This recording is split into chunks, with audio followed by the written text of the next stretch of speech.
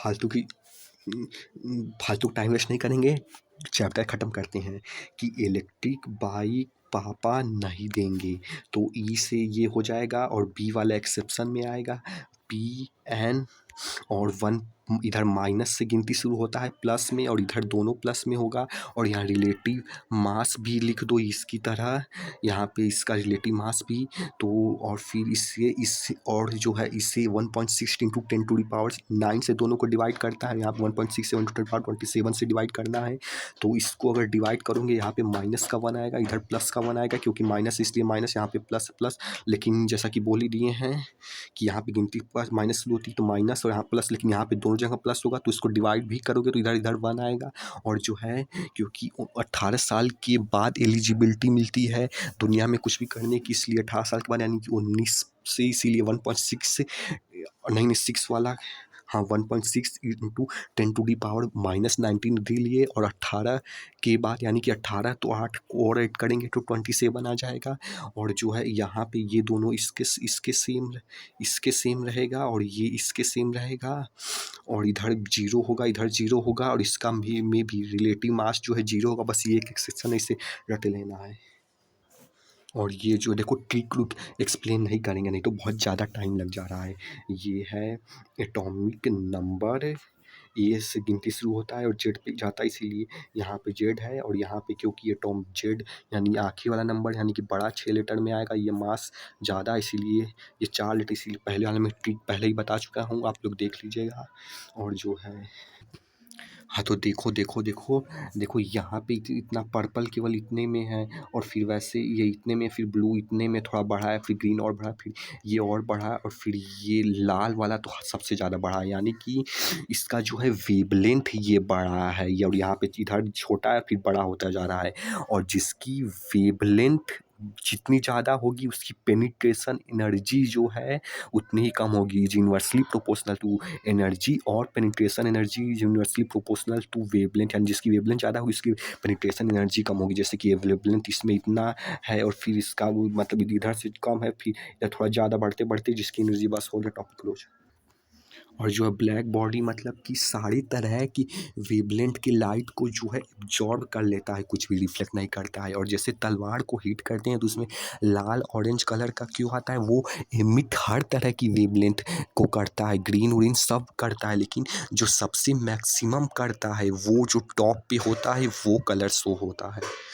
और जैसा कि सूरज से जो रोशनी आती है उसमें पार्टिकल्स की जगह जो है फोटॉन्स होते हैं, जो कि होते हैं E=H जो होते हैं E=H। और n नंबर्स ऑफ को फाइंड करना हो तो NH लगा लेना।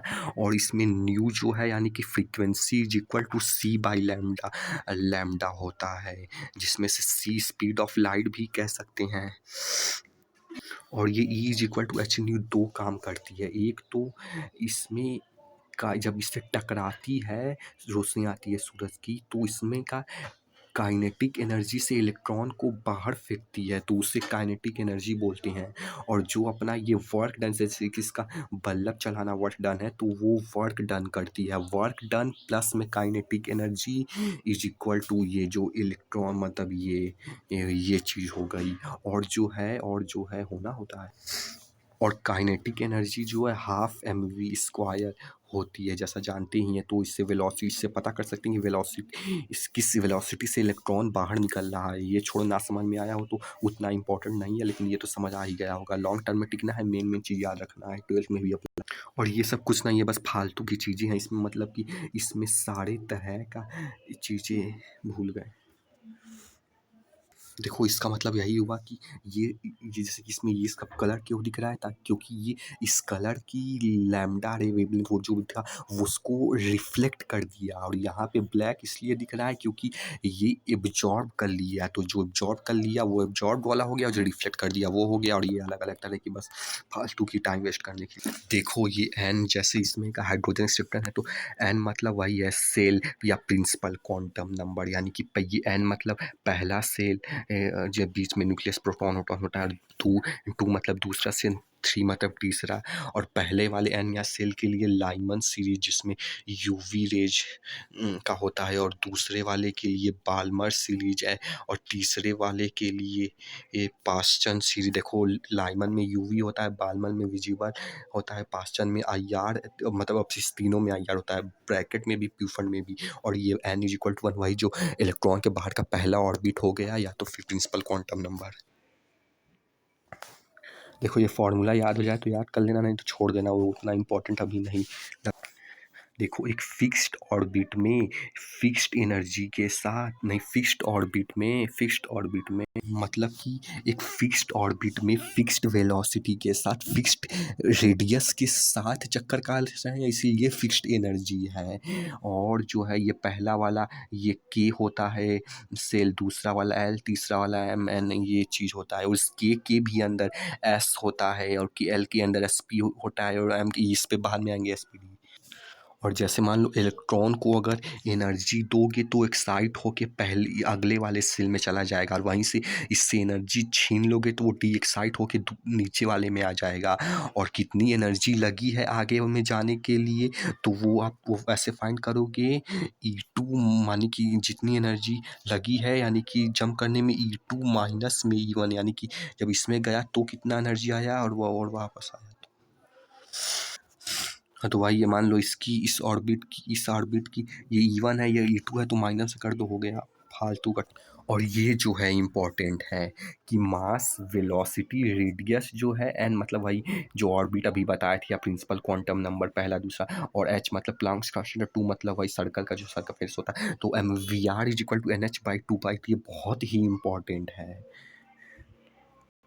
और जो है उसके थ्रू जो है रेडियस निकालने के लिए of nth orbit is equal to 53 n square by Z picometer. ये याद हो जाए तो कर लेना, नहीं तो छोड़ देना, उतना इम्पोर्टेंट नहीं है। और जो वेलोसिटी जिससे इलेक्ट्रॉन घूम रहा है उसको करने के लिए वेलोसिटी ऑफ एंड ऑर्बिट का 2.18 इंटू 10⁶ अपॉन में नहीं into Z by n meter पर सेकेंड स्क्वायर। नहीं 2.1, अरे ये जेड/एन पर मीटर सेकेंड, अरे यार स्क्वायर नहीं है, पर मीटर सेकेंड है। और जो है एनर्जी का फॉर्मूला है तो वो है -113.6 Z square by n square. देखो याद हो जाए तो कर लेना, नहीं तो छोड़ देना, उतना इंपॉर्टेंट नहीं है तीनों फॉर्मूला। और ये m u r by n s by 2 pi से वाला से आया, लेकिन ये सारे सब फालतू का था, क्योंकि ये केवल वन इलेक्ट्रॉन स्पीसीज से काम करता है, अर्थात डबल या मल्टी न्यूक्लियोटाइड पे काम ही नहीं। और देखो डुअल बिहेवियर है, यानी कि बंदा था जो कि E is equal to m c square, अगर ई एम सी के बराबर है, और जो है ई इज इक्वल टू जैसे कि अभी क्या हुआ था यार, सी बाई लैम्डा था, तो इस दोनों को इक्वेट करने के बाद जो है एम सी स्क्वायर लंबा और ये सब करने के बाद जो है lambda is equal to h by m c, वो अपना फॉर्मूला दिया। और एम सी मतलब वही एम सी मतलब मोमेंटम होता है, m c is equal to p. लेकिन अगर सी के जगह फिर एल्बर्ट आइंस्टाइन ने बोला कि वी रख दो, क्योंकि सी केवल इलेक्ट्रोमैग्नेटिक मतलब उस पे लाइट वाले पे काम करता है, लेकिन वेलोसिटी रख दोगे तो सब जगह काम कर देगा, इसलिए फिर वी रख दिया गया। जैसा कि बता ही दिए कि एम सी की जगह अगर सी होता तो केवल इलेक्ट्रोमैग्नेटिक पर अप्लाई होता, लेकिन इसलिए वी पे ताकि सब चीज़ पर अप्लाई कर दिया गया। और ये फ्रीक्वेंसी इज इक्वल टू, अरे क्या था यार, और एच मतलब होगा प्लांक्स कांस्टेंट, और पी मतलब मोमेंटम, और ये लैम्डा। और देखो लैम्डा उसी में होगा जो वेव नेचर रखेगा, वेव वाला नेचर, और मोमेंटम उसी चीज़ में होगा जो पार्टिकल नेचर रखेगा, वरना नहीं होता। इस तो इससे भी तो देखो 10 मिनट में जिसे जल्दी से ख़त्म करना। देखो प्रिंसिपल अजीमुंटल मैग्नेटिक क्वांटम देखा, देखो प्रिंसिपल जैसे कि एन से डिनोट होता है, और अजीमुंटल में क्योंकि एल लगा है आखिर में इसलिए ये एल से डिनोट होगा। और मैग्नेटिक में एम ला दो, लेकिन यहाँ स्पिन में भी एम आएगा, लेकिन क्योंकि मैग्नेटिक में अभी इसको होल्ड करो, अभी बाद में बताएंगे। अभी मेन चीज़ देखो प्रिंसिपल ना क्वांटम नंबर से ऑर्बिट का साइज पता चलता है, यानी जैसे ये n इज इक्वल टू 1 पहला ऑर्बिट होगा, और फिर दूसरा वाला 2 होगा, और फिर तीसरा वाला 3 होगा। तो देखो जितना जितना ऑर्बिट बढ़ता जा रहा है उतना ही साइज बढ़ता जा रहा है। तो इससे ये पता चलता है साइज और पी और यजुमिनथल से शेप ऑफ ऑर्बिटल पता चलता है कि वो और किस शेप का, इस शेप का है या तो फिर इस शेप का है कि किस शेप का है। और एम से ओरिएंटेशन पता चलता है कि वो डंबल शेप का है या तो फिर डबल डंबल शेप का है। और स्पिन वाले से कि वो किस रोटेशन कैसा है उसका, क्लॉकवाइज रोटेशन है या तो फिर एंटी क्लॉकवाइज रोटेशन है। प्लस हाफ होता है तो क्लॉकवाइज प्लस क्लॉक, और माइनस हाफ होता है तो anti clock minus anti clock. और जैसा कि ये बता रहे तो ये तो याद ही रह जाएगा कि एन वाला को ज़्यादातर यूज होता है, और जुमेंटल में ये एल आ जाएगा, और इधर एम एम दोनों में होगा। और यहाँ पे क्योंकि एस है इसलिए यहाँ पे एम एस होगा, और यहाँ पे वो उसका उल्टा हो जाएगा, या तो यहाँ पे टी है तो टी में का बीच का डंडी हटा के केवल एल ला देंगे, एम एल हो जाएगा। और जैसे प्रिंसिपल से हमने बोल, और यहाँ एक चीज़ और कि जैसे कि ये है तो इलेक्ट्रॉन इस ऑर्बिट में पाया जाता है, इस सेल में नहीं। ये पूरे ऑर्बिट में कहीं भी हो सकता है, लेकिन जैसे प्रिंसिपल था तो प्रिंसिपल सेल का आइडिया देता है कि किस सेल में है, और फिर अज्यूमेंटल उस सेल के अंदर सब सेल SPDF उसका आइडिया देता है, और मैग्नेटिक्स उस सब सेल के भी अंदर SPDF के अंदर उसका ऑर्बिटल कैसा है उसका आइडिया देता है। इस तरीके से सेल देता है, जैसे कि इसके अंदर सेल होगा और फिर इसकी और अंदर डाउट सेल KLMN हो जाएगा, और फिर मान लो M के अंदर जाओगे तो उस सेल के अंदर सब सेल कैसा होगा, SPD कैसा होगा, और उसके भी अंदर जो है ऑर्बिटल कैसा होगा वो उसका आइडिया देता है, क्योंकि फिर भी देना होता है।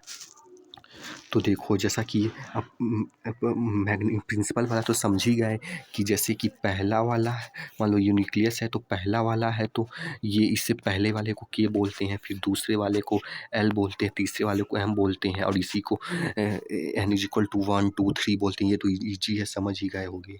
और जो है एजुमेंटल में जो है जैसे इसमें 1 से गिनती स्टार्ट होती है, 1 2 3 4, लेकिन इसमें 0 से स्टार्ट होती है, और क्योंकि 0 से स्टार्ट होती है तो इसमें हमेशा 1 ऐड कर दें, मतलब कि जैसे कि एस है तो हमेशा समझ जाना है कि एस है तो 0 होगा 1 ऐड करके, पी है यानी कि ये दूसरे नंबर पे है तो जो है मतलब एस के बाद पी, तो अरे यार हाँ तो ये अरे यार दिमाग ख़राब, छोड़ो दिमाग नहीं ख़राब करना है। देखो एस जीरो है एस में होगा, और पी है दूसरे नंबर पे। हाँ यही कह रहे थे कि इस तरीके से नहीं समझना है कि अगर एस पहले बार आ रहा है तो 1 होगा, अगर पी दूसरे बार आ रहा है, देखो एस के बाद पी आ रहा है तो दूसरे बार आ रहा है तो 2 होगा, हमेशा 1 माइनस कर देना है। जैसे कि पी तीसरे बार नहीं डी तीसरे बार आ रहा है SPD, तो 1 कम कर देना है। क्यों? क्योंकि 0 से गिनती शुरू हो रही है। जैसे डी तीसरे पे आ रहा है तो 1 कम कर देना है तो 2 होगा। इसी तरीके से एफ चौथे पे आ रहा है तो 1 कम कर देना है तो 3 होगा, तो 0 होगा, इसीलिए ये ऐसा हो जाएगा। एस पे 0, पी पे 1, डी पे 2, एफ पे 3, तो ये चीज़ हो गई। और पहला सेल और ये सेल ही है, मतलब कि हाँ मतलब कि पहले सेल, जैसे ये पहला सेल है, कौन सा है भाई, हाँ ये पहला सेल है, तो पहला सेल में 1 सब सेल होगा 0S वाला, और सेकंड में 2 होगा 01P वाला, और तीसरे में 012 फोर्थ सेल में, तो इस तरीके से। अरे यार कंफ्यूज हो रहे हैं तो देखो फिर से शुरू करते हैं। ये सब सेल का आइडिया देगा, और ये क्योंकि 0 से स्टार्ट होता है इसलिए SPDF जब भी करना है तो 1 माइनस करके करना है। और ये सब सेल है, जैसे कि अगर D है यानी कि 0, D से 1 माइनस करो, क्योंकि SPD तीसरे पे आ रहा है तो 1 माइनस करो तो और 2 आएगा, यानी कि 012 होगा, और 012 सब सेल मतलब 3 है, और 3 वाला, इस तरीके से तरीके हो सकते हैं। और अब आते हैं मैग्नेटिक क्वांटम नंबर पे, जिसको ये -L से लेकर +L तक होता है शायद। और जैसे कि और हाँ, ये सब तो हो गई। अभी जो कहना चाहते हैं उस पे भी आएँगे, लेकिन जैसे कि और ये 0, 1, 2 है ना, ये L = 0, 1, 2, 3 या 4 है ये। और जैसे मैग्नेटिक क्वांटम नंबर, जैसे कि अभी बोले थे कि L = 0, 1, 2, 3, 1 हो गया, 2 हो गया, तो फिर 3 हो गया, ये है। तो ये L, मान लो अगर 3, अब इस पे आ जाते हैं मैग्नेटिक क्वांटम नंबर पे, अगर 3 है तो 2L+1, ये फॉर्मूला रट डालो अच्छे से मैग्नेटिक क्वांटम में। 2L+1 यानी कि 2 इंटू L3 है, तो 2 इंटू 3 + 1 7 आया, यानी कि M = 7। एक और तो इस तरीके से 7 ऑर्बिटल्स बनेंगे, और इसमें उसके रूल्स के हिसाब से ऐसे ऐसे इलेक्ट्रॉन भर दिए जाएंगे। तो मतलब 7 ऑर्बिटल बनेंगे, मतलब बना लेना, बनाया नहीं हूँ। तो ये चीज़ हो गई। तो देखो, अब जो कहना चाहते हैं वो एक एक मान लो, इतना चीज़ हमेशा नहीं याद रखेगा रहेगा दिमाग में। तो इसमें याद रखना कि जैसे कि ये बताता है कि कितना, जैसे ये कितना n = बढ़ेगा, तो KLMN बताता है ये। लेकिन उस मान लो L के भी अंदर SPDF जो है एजीमुथल क्वांटम नंबर बनाना है, और SPDF में हमेशा -1 करके करना है। जैसे अगर मान लो D है तो एक SPD तीसरे नंबर पे आ रहा है तो 2 होगा। तो इसके अंदर मान लो, हाँ, जीमेंटल में SPDF की अब के मान लो L सब सेल हो गया, तो उसके अंदर अब कितना सब सेल है जो कि SPDF है। अब सब सेल के अंदर अब आता है मैग्नेटी में कि वो सब की L के अंदर भी जो S था, P था, D था, कितना SP, अरे यार हाँ, SP तक ही होगा शायद। तो अब इस SP के अंदर भी ऑर्बिटल कितना है, वो जो है इससे पता चलेगा। जैसे कि P है तो 1 इसका L हो जाएगा, तो 2L+1 करके ऐसे हो जाएगा। तो ये ऑर्बिटल इस तरीके से पता चलेगा। अगर ये ही चीज़ केवल इस पूरे वीडियो में याद रख लिए तो समझ जाओ इसका पूरी चीज़ लगभग आ गई। बस ये इम्पोर्टेंट था। और ये जो है प्लस हाफ में क्लॉकवाइज, माइनस हाफ में एंटी क्लॉकवाइज रोटेट होता है स्पिन क्वांटम नंबर में। और हाँ, जैसा कि वो हमने बोला था कि ये मैग्नेटिक क्वांटम नंबर जो हमें इसका तो आइडिया देता है कि ऑर्बिट कितना है, लेकिन उसके साथ साथ ये हमें पोजीशन, मतलब कि वो एक्स एक्सिस में लाई करेगा, वाई एक्सिस में या जेड एक्सिस में, वो भी, और स्ट्रक्चर का भी आइडिया देता है। जैसे कि ऐसे ये सूरज मान लो निकला है तो ये गोला निकला है, और फिर इसी नदी में निकलेगा तो इसके ऊपर भी एक नेचर भी निकलेगा, और जो है इसी को इधर भी कर दो, ऐसे हो जाएगा डबल डम्बल शेप हो जाएगा, डम्बल शेप। और F और ये S का हो जाएगा, ये P का, ये D का, और F में कठिन होता है। And orbital is the maximum chance of finding electron. जैसे ये इस पूरे में घूमता है, न कि किसी एक, जो वो पहले हम लोग माना करते थे, और बीच में एक खाली जगह होता है, फिर दूसरा ऑर्बिटल आता है, where the finding of electron chances are maximum. और देखो, एक और भी बहुत ही बेहतरीन चीज़ है कि जैसे डंबल्स, जैसे मान लो ये XYZ एक्सिस पे अलाई करता है, तो देखो अब यहाँ पे वो मैग्नेट, अरे यार कौन सा था जो 2L+1 वाला फॉर्मूला था। तो देखो अब S, क्योंकि S -1 में करो 0 आएगा, तो 2L में रख में करो वैल्यू, ये बॉक्स पता चल जाएगा कितना बनाना है। 2 इंटू 0, 0+1 यानी कि केवल एक बनाना है, और इसमें जो है P है -1 करो तो जो है 1 होगा, तो 2L+1 में रख के करो, 2 1 जा 2 + 1 3, यानी कि 3 ठो बनाना है। और देखो 3 ठो तो बनाना है, लेकिन इसको नाम हम यही देंगे कि क्योंकि P का सबसेल है इसलिए P दे देंगे, और X Y Z दे देंगे, P of X, P of Y, P of Z।